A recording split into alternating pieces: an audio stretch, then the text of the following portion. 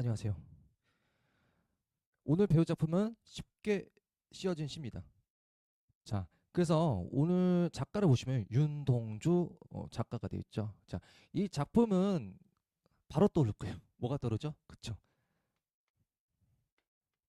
자아 성찰.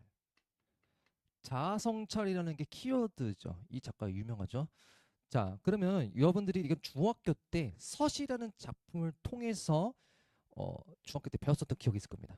그래서 이제 이 작품은 이제 고등학교 때 이제 본격적으로 배우는데 이게 본 교재에서 배울 수도 있고 반대로 자아성찰이라는 작품을 통해서 외부 작품으로 인해서 이 작품도 출제 요소가 많이 높습니다. 그래서 이 작품에 대해서 설명할 건데 자 여기서 보세요. 자아성찰이라고 되어 있는데 자 자아라는 건 뭐죠, 여러분들? 자아라는 거는 즉 나를 뜻하는 겁니다.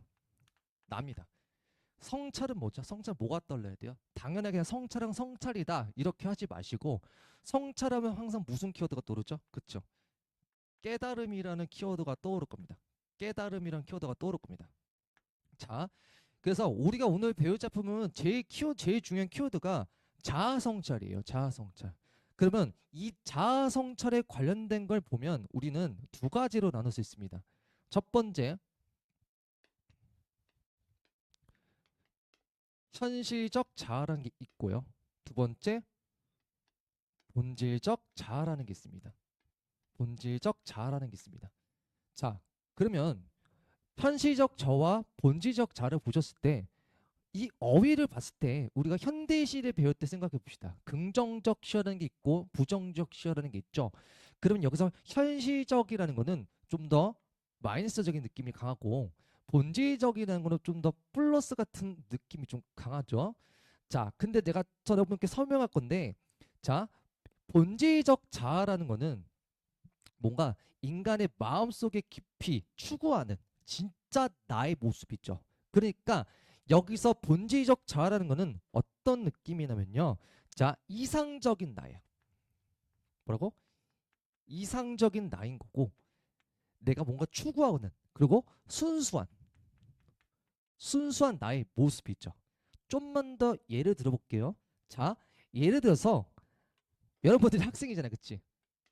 학생. 학생 입장에서 생각해 보자고. 학생들이라면 마음속으로 우리는 뭐예요? 지금 이 영상을 보는 것도 여러분들이 공부를 하기 위해서 또는 내신 작품에 출제가 되기 때문에 우리가 유튜브에 검색을 해서 선생님을 지금 만난 싸움이잖아요. 그러면 나는 학생이고 나는 자유롭고 싶어. 나는 자유롭고 싶어. 그 자유라는 건 뭐예요? 여자 학생들은 뭔가 인생에 내거 찍고 마라탕 먹고 남자들은 노래방 가거나 PC방 가거나 축구하고 싶은 그런 마음이 있잖아요. 그런 자유롭고 싶은 마음이 있어. 그리고 나는 뭔가 부끄럽지 않는 사람이 되고 싶어. 부끄럽지 않는 사람이 되고 싶어. 부끄러움이 없이. 당당하게 살고 싶어. 이런 것들. 또는 뭐야? 나는 정의롭게 살고 싶어. 나는 자기 자신이 있어 정의롭게 살고 싶어. 나는 내 꿈을 이루고 싶어. 그런 것들이 본질적 자의 나의 진짜 모습입니다. 그러니까 본질적 자는 거는 현실 조건들이 있을까? 본질적 자는 우리가 살고 있는 현실의 조건들이 많잖아요. 뭐가 있어요? 현실 조건들 있잖아. 현실의 조건들이 있잖아요. 오케이? 그럼 내가 그런 현실적 조건에 대해서 타인의 시선에 휩쓸려 안 들려? 타인의 시선에 대해서 내가 그렇게 딱히 신경을 안 쓰는 그런 본질적인 나의 참된 나의 모습이란 말이죠. 이해했죠? 그런 나의 본질적인 모습이라면 현실적 자아의 나의 모습은 뭘까요? 현실적은 사회라든지 사회도 있을 거고요. 또는 뭐가 있죠? 시대 상황도 있겠죠. 시대 상황, 시대 상황도 있을 거고 엄청 많아요. 뭐 상황 것도 있고 타인이라는 것도 있고 타인이라는 것도 있고. 그러니까 내가 그런 현실적인 또 뭐야? 조건이지. 그런 현실적인 조건이야. 그렇죠? 그런 현실적인 조건에 대해서 내가 그렇게 실제로 살아가는 현재의 나의 모습이야. 이해하셨죠? 그러니까 예를 들어서 마음속으로는 아까처럼 똑같아. 마음속으로는 내가 마음속으로 나는 이런 생각하는 거야. 나 자유롭게 살고 싶어. 그런 생각을 한단 말이야. 그런데 그러지 못하죠. 왜? 시험 때문에 내가 그러지 못하는 거야. 시험 때문에 현실 조건 때문에 내가 하고 싶은 거 못하는 거야. 아셨죠? 아니면 이런 거야. 선생님은요 강사도 꿈이지만 상담사를 하고 싶었습니다. 상담사. 아셨죠? 근데 그때 당시 내 입장은 상담사라는 거는 돈이 되지 못하는 직업이라는 생각을 가졌었어. 그러면 예를 들어서 또 이렇게 내가 만약에 내 꿈은 시인이야. 근데 현실은 어때요? 뭐 시인을 비하는 건 아니지만 내 현실은 돈을 벌면서 가정을 책임지면서 살고 싶은 그런 현실이야. 아셨죠? 그런 사회 분위기 때문에 내 꿈을 미룬 거잖아. 그쵸? 그게 뭐야? 그게 현실적 자란 말이야. 남들이 원하는 모습으로 살고 그런 모습이 나타났다는 거는 현실적 자입니다. 이해하셨죠? 그러니까 내가 그런 현실적인 제약 속에서 내가 계속 현실에 대해서 타협을 하면서 그거에 대해서 내가 타협을 하면서 살아가는 게 그런 현실적인 자의 나의 모습입니다. 자, 그러면 우리가 현대에서 살고 있는 그런 현실적과 본질적인 자아와 서로 이렇게 뭐예요? 갈등을 가진단 말인 거죠. 예를 들어서 봐봐. 난 학생이야. 공부를 해야 돼. 라는 생각은 본질적인 자는 생각하지만 실제로 어때요? 친구가 PC방 가자. 마라탕 먹어가자. 오케이? 그게 끌려가는 나의 모습이 어때요? 그런 모습이 현실적 자의 모습인 거죠. 여러분들의 모습이죠. 그렇죠? 자, 그래서 오늘 배울 작품들은 현실적 자아와 본질적 자아와 서로 뭐예요? 갈등이 일어나는 겁니다. 즉 무슨 갈등이요? 내적 갈등인 거죠. 그러면 이런 내적 갈등이 있다는 거는 두 가지 케이스가 있습니다. 그 갈등이 해소가 될 수도 있고 반대로 해소가 안 될 수도 있다는 점을 알아주셔야 돼요. 해소가 되고 하나는 해소가 안 될 수도 있다. 아셨죠? 자, 그래서 이 작품을 떠나서 쉽게 씌워진 시가 만약에 본 교재 작품이거나 아니면 자아성찰에 관련된 작품을 학교에서 3개, 4개 이상 나간다고 생각하실 때 그런 과정에서 말씀을 드리자면 그런 자아성찰을 하는 매개체라는 게 있다는 거야. 매개체. 그 매개체. 그러니까 뭔 소리냐면 생각해봐. 갑자기 뜬금없이 내가 자아성찰을 하거나 그러진 않잖아. 갑자기 열심히 공부하겠다 그런 계기가 자아성찰하는 그 계기가 있을 거란 말이야. 그 계기가. 그 계기는 대표적으로 자화상이라는 작품이 있고요. 그리고 이상의 거울이라는 작품이 있습니다. 아셨죠? 그리고 우물이라는 것도 있죠. 그러면 이 자아상은 뭐예요? 자기 자신의 모습이 거울은 내 자기 자신이 반사되는 그런 모습이죠. 그래서 자아성찰하는 작품들은 항상 뭐냐면 어떤 매개체, 내 자기 자신이 비춰줄 수 있는 그런 요소들을 통해서 자아성찰하는 작품들이 좀 있다. 그래서 다시 이 작품을 하고 난 선생님이 영상을 이제 자화상과 그리고 서시 작품을 할 겁니다. 그래서 미리 말씀드릴게요. 자, 여러분들이 공부해야 될 게 뭐냐면 서시라는 작품을 무조건 공부하시고 그리고 뭐야? 쉽게 쉬우시지 당연히 뭐있어 또 자화상이라는 작품을 공부하시고요. 그리고 이상의 거울이라는 작품 이 세 가지는 필수적으로 여러분들이 공부를 하셔야 됩니다. 이 작품들 세 가지는 필수적인 작품입니다. 아셨죠? 학교 내신에서 메인 단골로 나오니까 이거는 안 나온다 하더라도 무조건 기본의 디폴트 값이라고 생각하고 공부를 하셔야 된다라고 말씀을 드리고 싶습니다. 이해하셨죠? 자, 그래서 다시 말합시다. 본질적 자아라는 거는 깊은 내 마음속의 깊은 곳에 진짜 내 이상적인 모습이고 순수하고 아셨죠? 순수하고 여기다 써놓을게요. 순수하고 그리고 뭐야? 참된 나의 모습이야. 아셨죠? 그래서 학교에서는 이 본질적 자아라는 거를 다른 말로 뭐라면 내면적 자아라고 말할 수 있습니다. 이거를 내면적 자아라고 말할 수 있으니까 같은 말입니다. 그렇게 아시면 되고요. 자, 자 이제 본격적으로 이제 우리가 작품을 이제 배울 차례죠. 자, 자 그럼 이제 필기를 좀 지우고 칠판을 지우고 이제 본의 작품을 이제 들어가겠습니다.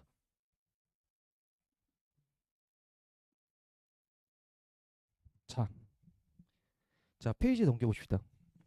선생님이 지금 이제 유튜브 밑에 채널을 보시면 선생님이 지금 자료를 하나 업로드했습니다. 그래서 거기다 같이 필기를 하면서 수업을 하면 좋겠습니다. 자, 본문 보겠습니다. 창밖에 밤비가 속삭거린다고 했습니다. 자, 봅시다. 밤비 세모 칩시다. 밤비 세모. 그리고 육첩방 세모 칩시다. 육첩방 세모. 자, 일단 밤비라는 건 뭐예요? 밤비라는 거는 뭐예요? 뭐가 떨려야 돼요? 밤이지, 밤. 그럼 뭐야? 시간적 배경이야. 뭐라고? 시간적 배경이야. 그리고 육첩방은 뭐야? 아무튼 이거는 따지고 보면 뭐야? 공간적 배경이야. 뭐라고? 공간적 배경이란 말이야. 자, 근데 밤비가 뭐래? 밤비가 속살거린대. 여러분, 속살거린다는 뭐야? 속속속속. 이거잖아, 그치? 인간이 사람이 사람한테 속살거리는 행위는 맞지만 밤비가 어떻게 속살거립니까? 그쵸? 그러니까 이 부분 뭐야? 이 부분은 그치. 의인법이 사용된 거고 의인화가 사용된 거죠. 그리고 육첩방은 남은 나의 나라였어. 육첩방이라는 거 검색해 보시면요. 자, 일본의 6개 방을 잘라서 만든 그런 조그만 방들을 말입니다. 그러니까 이거는 결국 뭐냐면 화자는 어디 있는 거야? 화자는 공간적 배경이 어디 있는 거죠? 그쵸? 화자는 현재 지금 일본에 있는 상황이구나. 화자가 지금 일본이라는 공간적 배경, 일본에 있는 상황이구나라고 생각하시면 되고, 밤비가 속삭거린다는 거는 왜 썼을까? 시간적 배경은 맞긴 맞지만 여러분들 시간적 배경은 많은 것도 맞지만 여러분들 아실 거 뭐예요? 그런 화자의 정서에 대해서 좀 더 심화시킨다는 거지. 강조하는 거죠. 좋은 건 아니잖아, 그치? 그리고 육첩방이랬죠. 그럼 여기서 화자에게는 그 육첩방이라는 공간은 뭐겠어? 폐쇄적인 느낌을 주고 또 뭐야? 억압적인 느낌을 준다는 겁니다. 그리고 여기서 반비량어는 시대적 배경을 생각해봐. 뭐야? 일제강점기겠지. 시대적 배경을 생각한다면 일제강점기를 뜻하는 거겠죠. 이해하셨죠? 자, 그래서 시인이란 뭐래요? 슬픈 천명인 줄을 알았대. 뭐라고? 시인이란 슬픈 천명이래. 슬픈 천명. 시인이란 슬픈 천명인 줄을 알면서도 그걸 알면서도 뭐래요? 시를 적어볼까 그랬어. 시를 적어볼까 그랬어. 그럼 다시 봅시다. 이 작품의 윤동주 화자는 뭐예요? 시인이죠. 시인이잖아. 근데 생각해봐. 일제강점기고 그리고 윤동주 주변의 지인들은 다 열심히 적극적으로 광복을 이루기 위해서 운동을 하는데 지금 윤동주는 시를 배우기 위해서 지금 일본의 동경을 간 상황이고요. 동경을. 오케이? 자, 유학을 간 상황이야. 그러니까 어떻게 보면 내가 시인은 뭐야? 시인으로서 내가 시를 쓴다는 거는 무슨 행위예요? 무슨 행위죠? 적극적인 행위가 아니야. 적극적일까요? 아니면 소극적일까요? 그쵸? 적극적이기보다는 이거는 소극적인 행동이야. 내 자기 자신이 있었어. 이해하셨죠? 그럼에도 불구하고 나는 시인이니까 할 수 있는 건 뭐야? 시를 쓸 수밖에 없는 거야. 그러니까 내 자기 자신이 지금 뭐야? 소극적인 태도를 보여주고 있구나라고 생각해야 돼. 식민지 현실이잖아요. 그죠? 지금 현실은 식민지 현실이잖아요. 현실은 식민지 현실이잖아. 부정적인 식민지 현실 상황에서 그치? 그런 상황에 내가 적극적으로 행동하지 않고 이해하셨나요? 현실 문제에 참여했어 안 했어? 식민지라는 현실에서 내가 참여하고 있는 건 아니잖아. 어떻게? 적극적으로 하는 건 아니란 말이야. 적극적으로. 그치? 오히려 뭐야? 소극적으로 지금 행동하고 있는 거잖아요. 그쵸? 그러니까 뭐였어? 투쟁 대신 나는 무기력하게 지금 시를 쓸 수밖에 없는 뭐예요? 지식인의 비가 드러났다라고 문제가 나온 거야. 뭐라고? 지식인의 비가 나타났다. 지식인의 뭐가 나타났다? 비애감을 느낄 수 있다라고 문제를 낼 수 있는 겁니다. 비애감. 아셨죠? 비애감이 드러난다라고 생각하면 됩니다. 자, 그래서 다음 페이지 넘겨볼게요.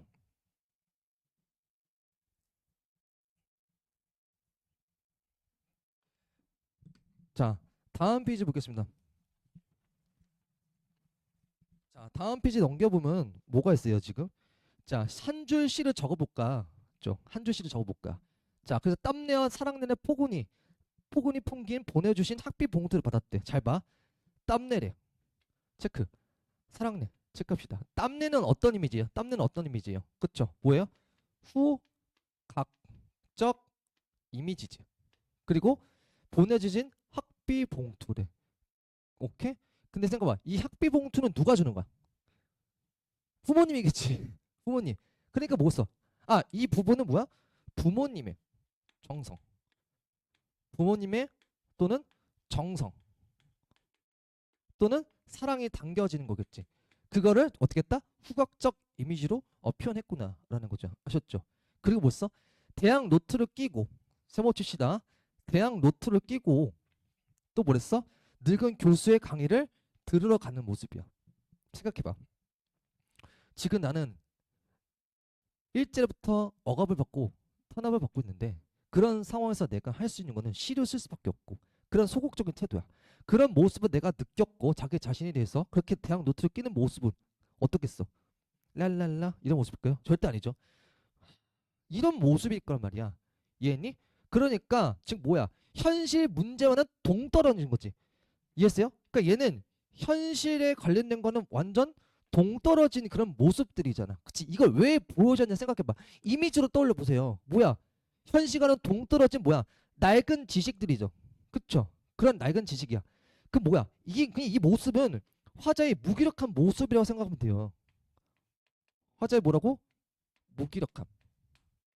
화자의 그런 무기력한 모습을 보여주는 그런 장면이구나라고 생각하시면 되겠죠. 오케이? 왜? 지금 당대 치열한 현실 문제는 되게 동떨어진 늙은 교수의 강의를 들으면서 내가 현실에 적극적으로 대응했어 안 했어? 안 했잖아. 내가 지금 현실에서 내가 적극적으로 행동 안 한 거잖아. 적극적이고는 뭐야? 소극적으로 행동하고 있는 거잖아. 내 자신이. 그렇지? 그런 내 자기 모습을 보여준다거나라고 생각하시면 될 것 같습니다. 이해하셨죠? 자, 그럼 뭐야? 자기 자신에 대해서 이렇게 문제 냈겠지. 뭐야? 자기 자신에 대해서 뭐다? 회의적인 모습이 드러난다. 라고 충분히 문제로 출제할 수 있을 거고요. 자, 다음 페이지 넘기겠습니다. 자, 생각해보면 이번에 보래. 자, 생각해보면 어린 때 동무들 하나 둘씩 죄다 잃어버리고 뭐래?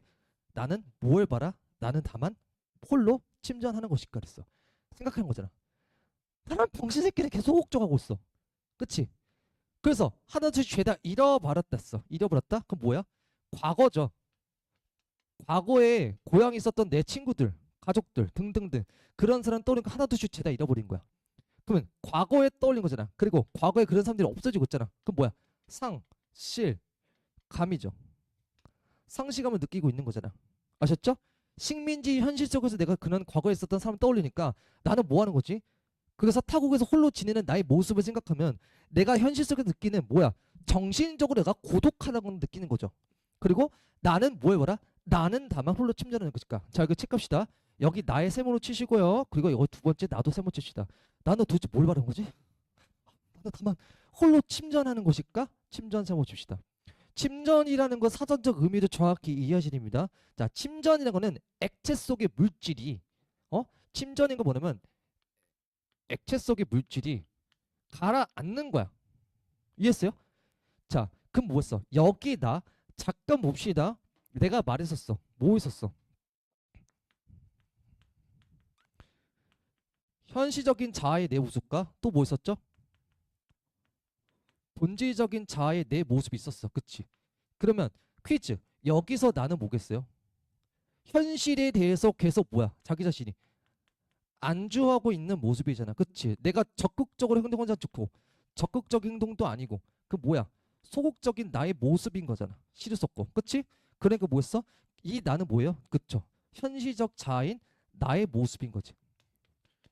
현실적 자아의 모습인 거야. 그래서 나는 도대체 뭘 볼까? 나는 홀로 침전하는 것일까? 뭐야? 서리법이죠. 서리법이죠. 자, 그럼 홀로 침전은 뭐였어? 액체가 가라앉는다고 했죠. 그럼 뭐야? 자기 자신이 그렇게 계속 가라앉고 있는 나의 모습이야. 특히 뭐야?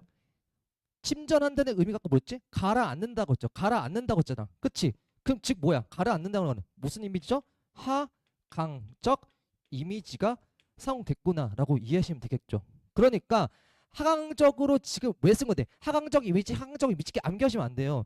하강적 이미지라는 걸 통해서 화자가 계속 가라앉는 그런 나의 심정이야. 이해했어요? 가라앉는 나의 그런 심정을 지금 표현하는 거야. 아셨나요? 오케이? 그러니까 내가 지금 뚜렷한 삶의 목표가 있어? 지금 작가한테, 화자한테 나한테는 뭔가 목표가 뚜렷한 게 없어. 목표가 뚜렷한 게 없어. 그것도 없고 지향점 있어 내가 완벽하게 뭔가에 대해서 지향점이 있나요? 그런 지향점도 없죠. 그쵸? 그런 모습에서 계속 나의 모습은 어땠어? 아까 교수 대학로도 끼고 교수 들었고 현실과 동떨어지는 학문을 듣고 그치? 그런 나의 자신이 뭐 있어? 무기력한 나의 모습이잖아요. 그쵸? 오케이? 그러니까 자신의 모습을 어떻게 푸는 거야? 자신의 그런 무기력한 모습을 침전으로 그렇게 표현한 거야. 가라앉는 내 자기 자신을. 이해하셨나요? 오케이? 자, 그 다음 볼게요. 자, 근데 뭐래? 인생은 살기 어렵대. 잘 봐. 인생은 살기 어렵대. 자, 체크합시다. 인생은 살기 어려운데 시가 쉽게 씌워진대. 그쵸? 그럼 뭐야? 이 부분은 서로 뭐죠? 따지고 보면 대립적 이미지가 드러난다고 문제에서 출제할 수 있을 거고요. 이해했죠? 뭔 소리야? 내가 지금 실제적인 삶 속에서 그 어려움을 씨발 이렇다 저렇다 이렇고 저렇고 저렇고 표현하기보다는 훨씬 힘든 상황이잖아. 그치? 그런 힘든 상황이기 때문에 내가 그런 현실을 내가 시로 표현하는 게 쉽겠어 어렵겠어? 어렵지. 그 현실을 내가 시로 쓴다는 거는 말이 안 돼. 이해하셨죠? 오케이? 자, 그럼 뭐겠어? 그 행동 없이 내가 현실에 안주하는 태도야. 뭐라고? 이 부분이 내가 현실에 대해서 뭐라고? 안주하는 모습이란 말이야. 안주하는 모습이란 말이야. 그게 뭐였어? 그래서 내가 뭐였어? 너무 부끄러운 일이다라고 얘기하잖아요. 그쵸? 오케이? 그 뭐야? 정서가 직접적으로 표출됐잖아요. 그쵸? 그러면 이건 뭐야? 시상의 전환점이 드러난 거야. 뭐라고? 시상의 전환점. 즉 뭐야? 계기지. 전환이 뭐야? 시상이 뭐야? 시상은 시의 상황이야. 어휘를 살려봐. 상황이 전환됐대. 이렇게 바뀌었대. 왜? 성찰이잖아. 지금 본인이 지금 성찰하고 있는 거잖아. 현실에 계속 안주하는 모습. 그치? 그러니까 소극적으로 살아가는 내 모습인 거잖아. 이해하셨나요? 오케이? 그러니까 내 자기 자신 모습을 생각하니까 너무 존나 부끄러운 거야. 라고 인식한 거지. 그리고 내가 그 뼈아픈 자아성찰을 통해서 어떻게 보면 무슨 계기야? 반성하게 되는 그런 계기를 가지게 됐구나 라고 생각하시면 될 것 같습니다. 이해하셨죠?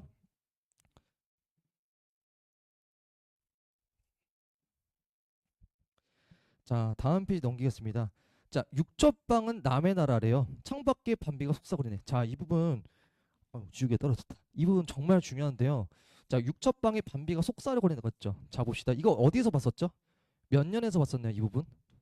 어제 많이 봤던 부분 아니야? 그치? 이 부분은 지금 우리가 지금 1년에서 이 부분은 지금 1년에서 있었던 부분이랑 비슷해. 근데 차이점은 뭐야? 차이점 뭐야? 육첩방의 남의 나라 창밖에 반벽 속삭거리는데 순서가 바뀌었죠. 8년에서는. 그쵸? 자, 이거를 우리는 뭐라고 하면 반복과 반복과 변주라고 해요. 이해하시죠? 반복과 변주. 변조라는 거는 어디서 봤어요? 변주라는 거는 피아노 치듯 건반 오른손은 자주 바뀌잖아요. 근데 왼손 같은 것 어때? 도미솔 도미솔 도미파 이런 식으로 살짝 바뀌는 그런 변주되는 부분이 있다고 해서 반복과 변주야. 이보드 반복된 거잖아. 그치? 유첩방은 남의 나라. 그치? 반복됐고 순서가 좀 바뀌어서 그렇게 변주가 됐다라고 해서 반복과 변주라고 생각하십시다. 아셨죠? 근데 아무도 뭐다? 이거는 1년에 1행과 2행과 순서가 바뀌었구나 라고 생각하시면 되십니다. 근데 이게 왜 중요하냐면 잘 보세요. 어떤 학교에서는 잘 봐야 되나? 육첩방이라는 게 앞에서는 뭐였어? 거기서는 억압, 일제강점기 그런 시대적 현실을 보여준 거라면 여기서 육첩방은 학교마다 다르겠지만 어디 학교는 이렇게 육잡방을 뭐야? 성찰의 공간으로 볼 수 있단 말이야. 뭐라고? 성찰의 공간. 성찰을 하고 난 이후에 나의 모습이잖아. 그쵸? 그런 계기를 아까 가졌잖아.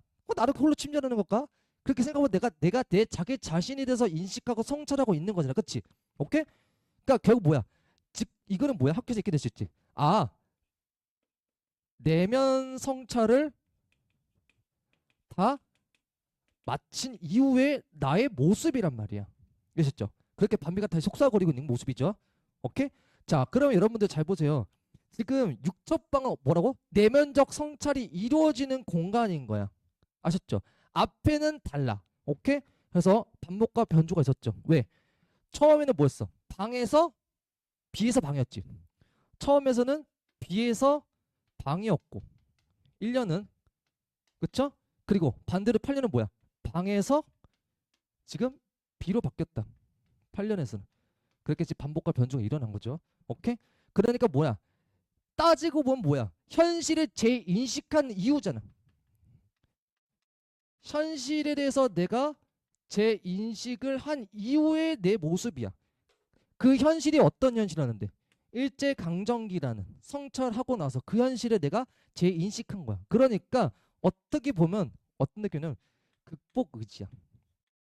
본인이 극복 의지를 하겠다는 그런 어떻게 보면 그런 발판인 거지. 극복 의지의 발판이기도 합니다. 아셨나요? 오케이? 자, 그래서 선배가 방박 속삭거립니다 라고 끝났습니다. 다음 페이지 보겠습니다. 자, 다음 페이지 보면 뭐가 됐어요? 등불을 밝혀서 시대처럼 올 아침을 기다리는 최후의 날을 써요. 자, 이 부분 별표 칩시다. 자, 이 부분은 시험에서 출제 가능성이 너무 매우 높습니다. 아, 너무 높아. 너무 높아. 너무 높아. 잘 봐. 얘들아. 여기서 등불이라는 거 생각해보자. 얘들아. 등불은 언제 밝히죠? 캄캄할 때 밝히지. 그치? 어두운 뭐야? 깜깜하죠. 그건 뭐야? 낮이라는 시간이 지나면 밤이라는 게 오잖아요. 그쵸? 다시 밤이라는 시간이 지나면 뭐가 오죠? 낮이라는 시간이 오잖아요. 그럼 여기서 등불을 밝히겠다는 거는 여기서 등불은 뭐야? 어둠을 세모치자. 어둠은 뭐야? 우리가 극복해야 할 대상인 거고 일제강점기로 볼 수 있겠지. 그치? 부정적인 현실이잖아. 극복의 대상인데 내가 그런 대상을 등불을 통해서 내가 밝히겠대. 아셨나요? 그럼 여기서 등불은 뭐예요? 희망이야. 뭐라고? 여기서 등불 희망이란 말이야. 희망. 희망. 아셨나요? 희망이고 극복 의지를 드러내는 거잖아. 극복 의지. 희망이도 극복의 의지를 드러낸 거죠. 극복 의지를 드러낸 거야. 그러니까 이게 두 개가 되죠. 오케이? 자, 시대처럼 올 아침. 시대처럼 뭐예요? 지금 비유가 됐죠. 직유법이라는 비유가 사용된 거죠. 그쵸? 아침을 기다리는 최후의 날에. 자, 별표. 자, 아까 우리 본질적 자랑, 현실적 자라고 했어. 그럼 여기서 나는 뭐야? 뭐야? 그치? 본질적 자아인 나의 모습이란 말이야. 그거 생각해봐. 아직은 지금 어둠이라는 억압된 일제강점기 현실이지만 다시 봐. 밤이고 무조건 밤이 계속 밤으로 지속되나요? 언젠간 낮이 오잖아. 언젠가는 광복이 올 거라는 그런 치유의 나의 모습이야. 반드시 뭐야? 오게 될 아침을 기다리는 최종적인 나의 그런 본질적인 나의 모습이란 말이에요. 이해하셨죠? 오케이? 자, 그럼 여기서 뭐였어? 최애는 뭐다? 본질적 자아다라고 암기하지 마시고 무작정 말을 계속 어디다 살려봐. 자기 성찰을 맞춰서 그치? 자기 성찰을 마친 나의 그런 본질적인 자아구나. 그런 최종적인 나의 모습이야. 그래서 이걸 본질적 자아를 다른 말로 뭐라고 해요? 아까 썼었는데 내면적 자아라고도 할 수 있는 거야. 아셨나요? 오케이? 자, 그러니까 아까 6년의 나는 뭐야? 현시적 자아지만 여기서 나는 뭐다? 그런 본질적 자아와 그런 대립이 되는 그런 단어다. 자, 그래서 그다음 봅시다. 나는 나에게 작은 손을 내밀어서 눈물과 위안으로 잡는 최초의 악수래. 잘 봐. 나는 나에게 작은 손을 내밀었대. 누구? 나는 나에게 작은 손을 내밀었어. 그럼 여기서 봅시다. 내가 노란색 체크했지. 여기서 나는 뭐야? 동그라미. 그리고 뒤에는 세모 줍시다. 자, 즉 뭐야? 현실적이 아니라 자, 퀴즈 합시다. 현실적 자아가 있고 본질적 자아라는 게 있었습니다. 두 가지죠. 오케이? 다시 현실적 자아는 뭐였어? 내가 꿈이 시인이야. 근데 내가 가족들을 먹여 살려야 한다는 것 때문에 돈 때문에 시인을 포기했어. 그치? 그거는 뭐야? 현실적 자아인 거고. 오케이? 나는 자유를 가지고 싶어. 오케이? 자, 나의 어떤 이상향이 필요해. 그럼 그거 써? 본질적 자란 말이야. 추구하고자는. 그럼 여기서 뭐야? 여기서 나는 뭐예요? 그쵸? 여기서 나는 뭐야? 느낌 왔지? 뭐야? 본질적이지. 본질적인 자아인 나가 현실적 자아인 나에게 뭐래요? 작은 손을 내밀었어. 손을 내밀어. 그래서 눈물과 위안이래. 눈물과 위안으로 잡는 뭐래? 최초의 악수라고 했어. 최초 악수 별표 칩시다. 자, 우리 악수를 한다는 거는 아직 여러분들 사회생활 안 했겠지만 회사 생활하다 보면 악수를 누가 먼저 내미죠? 밑에 있는 직원이 내기나? 아, 그렇지. 위에 있는 상사가 먼저 손을 내민다는 거야. 오케이? 자, 그러면 여기서는 중요한 건 뭐냐면 여기서 나는 뭐야? 내면적 자아이고 본질적인 자아인 나가 지금 앞에서 나온 최후의 나랑 똑같은 거죠. 그래서 지금 나에게 나는 현실적인 자아 뭐였어? 무기력한 삶을 살고 그렇게 실존의 나잖아. 그런 6년의 나란 말이야. 그러면서 작은 손에 내밀었던 거는 그 본질적 자아가 현실적 자에게 뭔가 무슨 말을 하려는 거야. 근데 무슨 눈물과 위안을 최초 악술했어요. 오케이? 그럼 본질적 자아가 잘 이해하세요? 이거는 본질적 자아가 현실적 자아한테 지금 괜찮아. 야 수고 많았어 새끼야. 그럴 수도 있지. 그러니까 뭐냐면 계속 자기 자신에 대해서 계속 너무 관대하지 못했던 거야. 오케이? 그러니까 그래서 나중에 뭐야? 나중에 나가 화해를 하는 모습으로 상상하면 됩니다. 아셨죠? 단 한 번도 자기 자신에서 관대하지 않았단 말이야. 근데 처음으로 자기 자신에게 지금 관대하게 하고 있는 모습이라고 생각하면 된단 말이야. 아셨죠? 그래서 여기서 최초의 악수는 뭐다? 아, 화해다. 그럼 여기서 화해는 뭐야? 그치? 현실적 자아와 본질적 자아가 처음에는 뭐였어? 계속 대립이 일어난 거잖아. vs. 근데 그게 대가 뭐였어? 나중에 뭐야? 갈등이죠. 어떤 갈등이요? 어떤 갈등? 내적 갈등이잖아. 그런 내적 갈등이 뭐야? 결국 해소가 되는 모습이다. 즉 뭐다? 화해를 함으로써 그렇게 갈등이 끝난 거다라는 거죠. 그럼 어떻게 봐? 어렵게 내자면 이거를 그 힘겨내겠다. 내가 그런 내부 분열이 이런 거잖아. 지금 서로가 지금 분열이 일어나는 거야. 본질적 자아와 현실적 자아가 서로 분열이 났었잖아. 그치? 분열이 난 거잖아. 근데 그게 나중에 갈등이 있었고 그렇게 나중에 뭐야? 해소함으로써 갈등이 해소가 된 거죠. 그러니까 내가 그 현실을 극복하고 결국 이 말인 거야. 내가 그런 현실에 대해서 극복하고 이겨내겠다. 그런 뭐야? 의지적 태도가 드러나는 거지. 의지적 태도가 드러나는 거죠. 결국 뭐야? 본질적 자아와 현실적 자아가 서로 통합된 자아가 됐다라고 할 수 있는 거야. 뭐라고? 통합된 자아. 서로가 통합된 자아의 모습을 뭐야? 형상화했다고 할 수 있는 거죠. 이해하셨죠? 다시 내면의 분열이 일어났었다. 근데 나중에 그거 극복하고 현실을 내가 이겨내겠다는 의지를 통합한 겁니다. 그거를 그런 자아의 모습. 그런 모습은 눈에 보이지 않잖아. 그거를 눈에 보이게끔 형상화시킨 거구나라고 생각하시면 될 것 같습니다. 이해하셨죠? 그렇죠. 추가적으로 좀 말씀드리자면 얘는 지금 중요한 거는 얘가 일제강점기는 그런 상황을 내가 지금 다 광복이 온 건 아니잖아. 그러니까 이 작품은 어떻게 보면 이런 성격도 가죠. 뭐 미래지향적이다. 미래지향적인 태도도 가진 거죠. 그쵸? 그리고 연민의 정서가 있어 없어? 연민의 정서 어디야? 여기 있지. 연민의 정서 느낀 거잖아. 내 자기 자신을 보니까 너무 가벼워.